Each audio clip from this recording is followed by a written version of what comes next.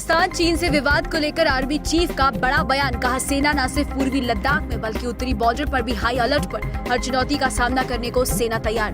तीनों कृषि कानूनों पर सुप्रीम कोर्ट की रोक। कहा, हम कृषि कानूनों को रद्द भी कर सकते हैं। साथ ही एससी ने 4 सदस्यों की बनाई एक कमेटी। 16 जनवरी से टीकाकरण को लेकर देश के अलग अलग हिस्सों में वैक्सीन की सप्लाई शुरू। दिल्ली समेत देश भर के 13 शहरों में भेजी गई वैक्सीन। सरकार ने सीरम इंस्टीट्यूट से खरीदी 1 करोड़ से ज्यादा डोज। सुप्रीम कोर्ट ने मंगलवार को नए कृषि कानूनों को लेकर एक बड़ा फैसला सुनाया है। सुप्रीम कोर्ट ने किसान आंदोलन को लेकर जो याचिकाएं दाखिल हुई थी उस पर सुनवाई करते हुए कहा है कि ये जो नए कृषि कानून है उस पर फिलहाल के लिए रोक लगा दी है, लेकिन किसानों का कहना है कि ये जो आंदोलन चल रहा है ये जारी रहेगा जब तक कृषि कानून रद्द नहीं किए जाते हैं। देखिए पूरी रिपोर्ट और जाने क्या है पूरा मामला। पिछले 48 दिनों से बॉर्डरों पर किसान कानून को लेकर किसानों का प्रदर्शन जारी है। सरकार और किसान के बीच कई दौर की हो चुकी बातचीत नाकामयाब रही, तो सुप्रीम कोर्ट को इस मामले में एंट्री लेनी पड़ी। इस बीच सुप्रीम कोर्ट ने किसान बिल को लेकर मंगलवार को एक बड़ा फैसला सुनाया है। सुप्रीम कोर्ट में मंगलवार को किसानों के आंदोलन को लेकर लगाई गई याचिका पर सुनवाई हुई, जिसके बाद शीर्ष अदालत ने इन कानूनों के लागू होने पर रोक लगा दी है। इसके साथ ही सुप्रीम कोर्ट ने 4 सदस्यीय कमेटी का गठन कर दिया है, जिसमें कृषि विज्ञान से जुड़े विशेषज्ञ होंगे। ये कमेटी किसानों की आपत्तियों पर विचार करेगी। अब सरकार को आईना दिखा दिया गया है सुप्रीम कोर्ट ने कि कानून में गलती है, तो अब गलत है तो सरकार को कानून वापस लेना है। वापस लेने के लिए आंदोलन कर रहे हैं, आधी जीत हो गई। अब कोई सरकार ये नहीं कह सकती है किसने कहा हमारा कानून गलत है। हाँ, सुप्रीम कोर्ट ने कहा हमारा कानून, तुम्हारा कानून गलत है, ये बात सिद्ध हो गई है। कुछ सवाल ये हुए कि मौतों की संख्या, जब हमने कहा 65 मौतें अब तक हो चुकी हैं, जब 65 मौतें अब तक हो चुकी हैं तो मौतों की संख्या धरना स्थल और प्रदर्शन से नहीं बढ़नी चाहिए। हम नहीं चाहते धरना स्थल प्रदर्शन पर मौतों की संख्या बढ़े, तो इसके लिए उन्होंने कहा क्या आप हमें श्योर करेंगे और हमारा मैसेज देंगे कि बुजुर्ग, महिलाएं और जो बीमार लोग हैं वो धरना स्थल पर ना आए। हमने कहा ठीक है, हम ये बात करेंगे, एश्योर करेंगे कोर्ट को कि धरना स्थल पर बुजुर्ग और बीमार नहीं है, उनका आशीर्वाद लेके आइए, अपने माता पिता का आशीर्वाद लेके युवक युवतियां आए, वो धरना स्थल पर शामिल हो और आंदोलन करें। ये अच्छा है, क्योंकि ये आंदोलन किसी जाति, क्षेत्र, भाषा, संप्रदाय का नहीं है। ये आंदोलन किसी पार्टी पॉलिटिक्स का नहीं है, कोई राजनीतिक दल इसमें शामिल नहीं है। हाँ, राजनीतिक दल विरोध कर रहे हैं इन कानूनों का, तो जो राजनीतिक दल विरोध कर रहे हैं उन्हें संसद में सदन बुलवाना चाहिए। उन्हें देश के महामहिम राष्ट्रपति से मिलकर, देश के प्रधानमंत्री से मिलकर, लोकसभा राज्यसभा के स्पीकर से मिलकर सदन बुलाना चाहिए, स्पेशल सेशन बुलाना चाहिए और सरकार से इस पर चर्चा करके किसानों का साथ देना। सुप्रीम कोर्ट ने गणतंत्र दिवस परेड बाधित करने की आशंका पर जो दिल्ली पुलिस ने याचिका डाली थी उसको लेकर नोटिस जारी किया है। मुख्य न्यायाधीश ने कहा कि हम सॉलिसिटर जनरल की अर्जी पर नोटिस जारी कर रहे हैं। इस पर सोमवार को सुनवाई होगी, सभी पक्षों को याचिका की कॉपी दी जाए। वहीं सुप्रीम कोर्ट के फैसले का किसानों ने भी आभार व्यक्त किया है। साथ ही किसानों का कहना है कि हमारी मांग कानून को रद्द करने व न्यूनतम समर्थन मूल्य को कानून बनाने की है। जब तक ये मांग पूरी नहीं होती तब तक आंदोलन जारी रहेगा। जो मंडे में कोर्ट में जाना है, जो कमेटी बनाने की बात करी है, उस पर बताएंगे फिर कि कमेटी में जाना है, कमेटी में नहीं जाना, कमेटी में कौन कौन लोग होंगे, देखेंगे इनकी हिस्ट्री क्या है भाई सबकी। हाँ, मैं देखूंगा कि कमेटी में कौन लोग है, क्या है, किसकी उसमें कमेटी बनेगी, क्या है। हम अपनी कमेटी में जो बात होगी, जो कोर कमेटी है उसमें बात करेंगे और उसके बाद ही हम ऑथेंटिक पूर्ण रूप से बयान देंगे। आंदोलन को लेकर क्या फैसला? आंदोलन भाई जारी रहेगा, बिल वापसी नहीं है तो घर वापसी नहीं है, आंदोलन जारी रहेगा, कोई गलत फहमी में न रहे। 26 तारीख की परेड होगी दिल्ली में। गौरतलब है कि बीते दिन की सुनवाई में केंद्र सरकार की ओर से अदालत में कृषि कानूनों के अमलीकरण पर रोक लगाने पर आपत्ति जताई गई थी। साथ ही केंद्र ने कहा था कि ऐसा करना ठीक नहीं होगा। अभी सरकार किसानों में बातचीत हो रही है। हालांकि अदालत ने साफ किया था कि लंबे वक्त से कोई नतीजा नहीं निकला है, सरकार का रुख सही नहीं है। पाकिस्तान और चीन से विवाद के बीच आर्मी चीफ MM नरवणे ने कहा है कि देश की सेना न सिर्फ पूर्वी लद्दाख में बल्कि उत्तरी बॉर्डर्स पर भी हाई अलर्ट मोड में है। साथ ही आर्मी चीफ ने यह भी कहा है कि पिछला पूरा साल चुनौतियों से भरा था, बॉर्डर्स पर तनाव था और कोरोना संक्रमण का खतरा भी था, लेकिन इन सब का देश की सेना ने कामयाबी से सामना किया है।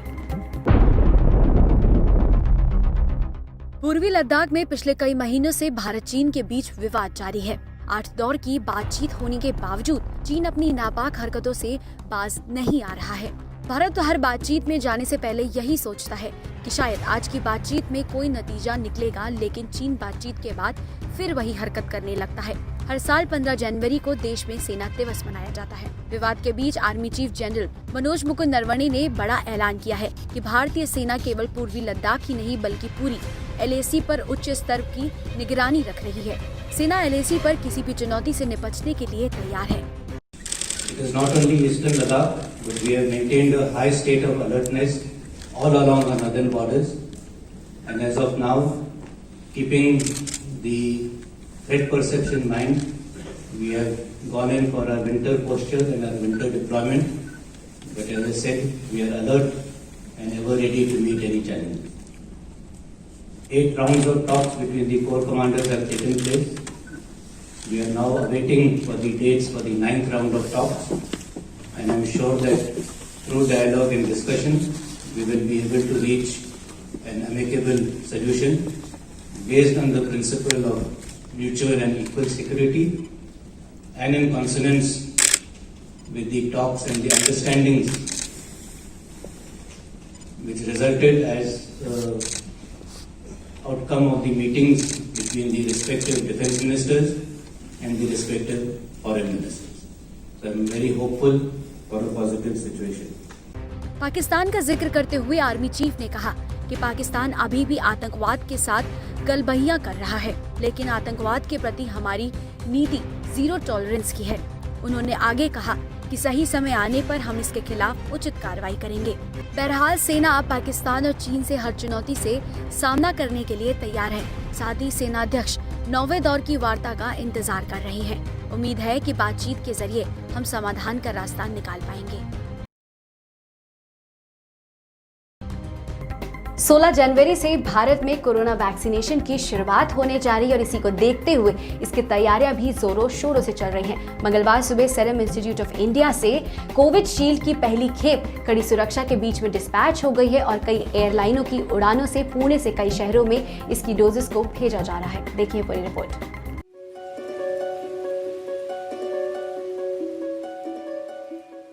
भारत में कोरोना वैक्सीनेशन की तैयारी शुरू हो गई है। 16 जनवरी से टीकाकरण होना है और मंगलवार से ही पुणे के सीरम इंस्टीट्यूट से देश के अलग अलग हिस्सों में वैक्सीन की सप्लाई शुरू हो गई है। राजधानी दिल्ली में भी वैक्सीन की खेप पहुंच गई है। सीरम इंस्टीट्यूट से मंगलवार तड़के ही स्पेशल कंटेनर के जरिए वैक्सीन को रवाना किया गया। एयरलाइनों की उड़ानें पुणे से कई शहरों में कुल 56.5 लाख खुराक ले जाएंगी। केंद्रीय मंत्री हरदीप सिंह पुरी ने ट्वीट कर कहा, नागरिक उड्डयन क्षेत्र ने एक और महत्वपूर्ण मिशन शुरू किया है। वैक्सीन मूवमेंट शुरू हो गई है।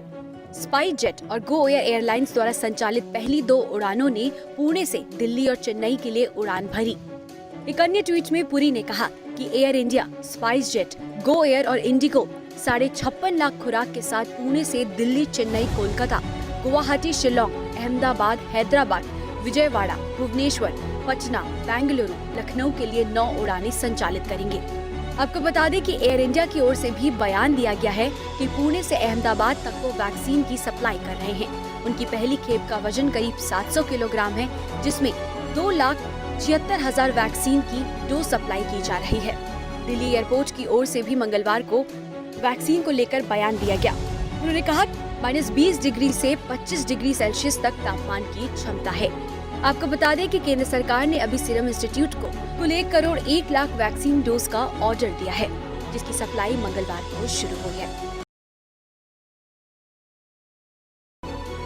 कोरोना वायरस की रफ्तार भारत में दिन प्रतिदिन कम होती नजर आ रही है। पिछले 24 घंटे में भारत में 12,500 नए मामले सामने आए हैं, जो कि अगर हम आंकड़े देखें तो पिछले 7 महीने में ये सबसे कम आंकड़े हैं, जिसके बाद रिकवरी रेट अब 96% से ऊपर जा चुका है। देखिए पूरी रिपोर्ट और जाने क्या है भारत में कोरोना का हाल।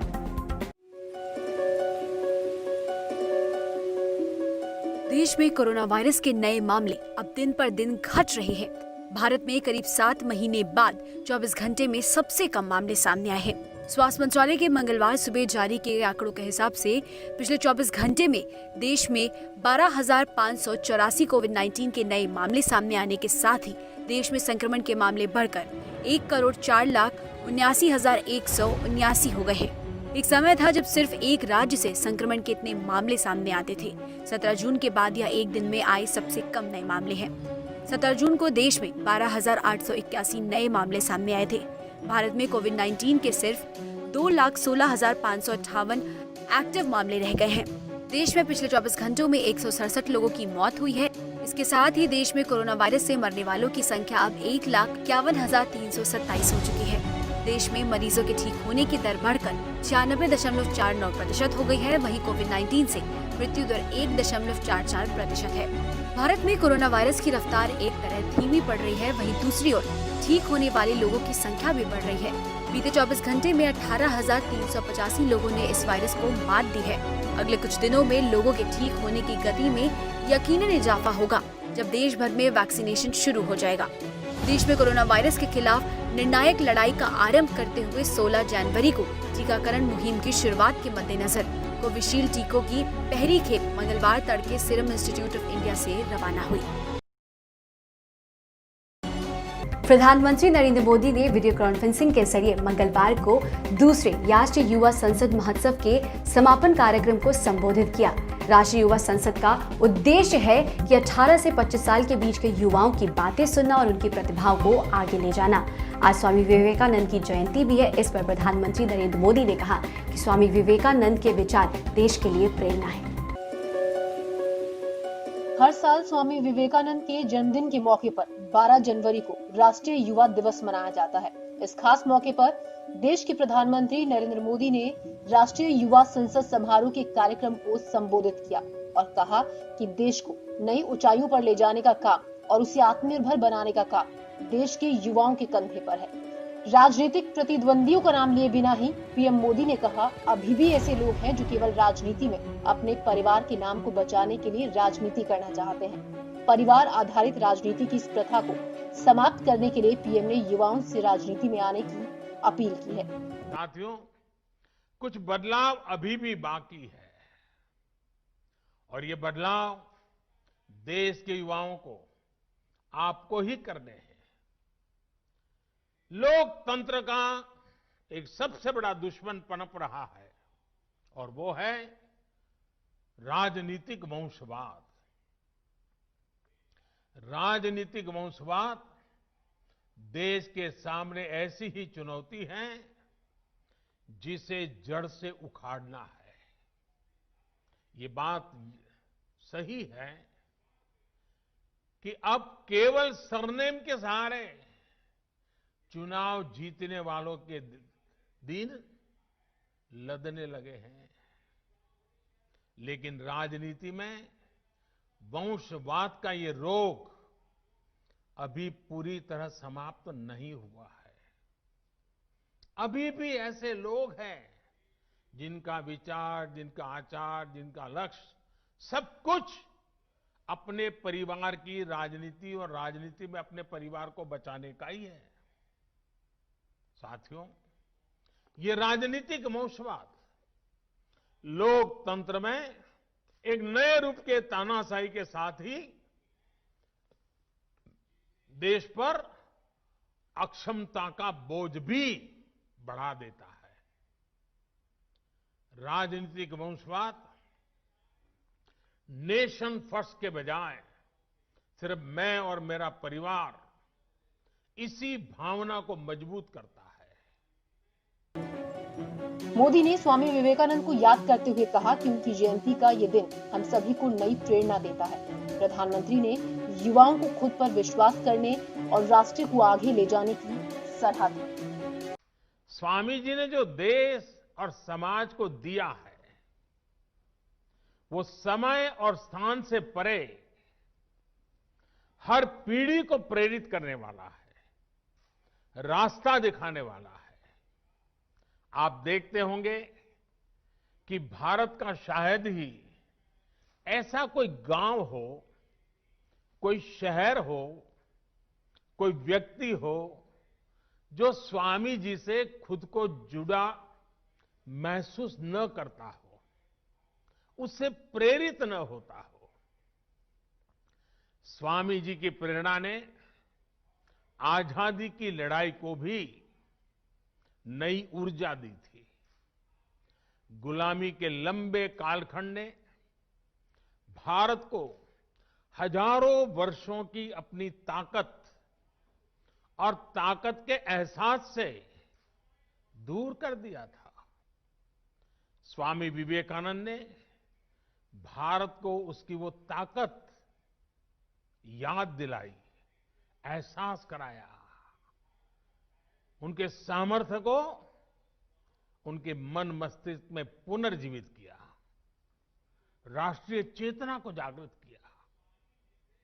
राष्ट्रीय युवा महोत्सव का उद्देश्य देश के युवाओं की आवाज सुनना और उनकी प्रतिभा को सामने लाना है।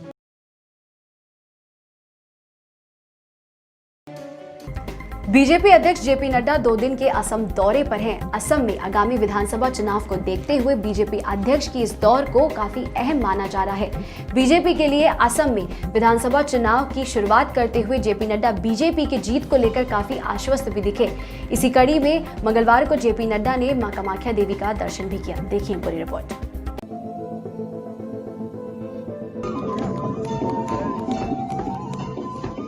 बीजेपी अध्यक्ष जेपी नड्डा 2 दिन की असम दौरे पर हैं। असम में आगामी विधानसभा चुनाव की वजह से बीजेपी अध्यक्ष का दौरा काफी अहम है। बीजेपी के लिए विधानसभा चुनाव अभियान की शुरुआत करते हुए नड्डा ने यहां एक सार्वजनिक रैली को संबोधित किया। नड्डा ने विकास और हित के लिए किए जा रहे बीजेपी सरकार के काम गिनवाए। असम दौरे के दूसरे दिन जेपी नड्डा मां कामाख्या मंदिर में दर्शन पूजन के लिए भी पहुंचे। इससे पहले पीएम मोदी, अमित शाह और योगी आदित्यनाथ, बीजेपी के तमाम दिग्गज नेता मां कामाख्या मंदिर में जा चुके हैं। असम में अप्रैल में विधानसभा चुनाव होने की संभावना है। पहली बार 2016 में राज्य में सत्ता में आई बीजेपी हालिया स्थानीय चुनाव में शानदार प्रदर्शन को आगे भी जारी रखने को लेकर आश्वस्त है।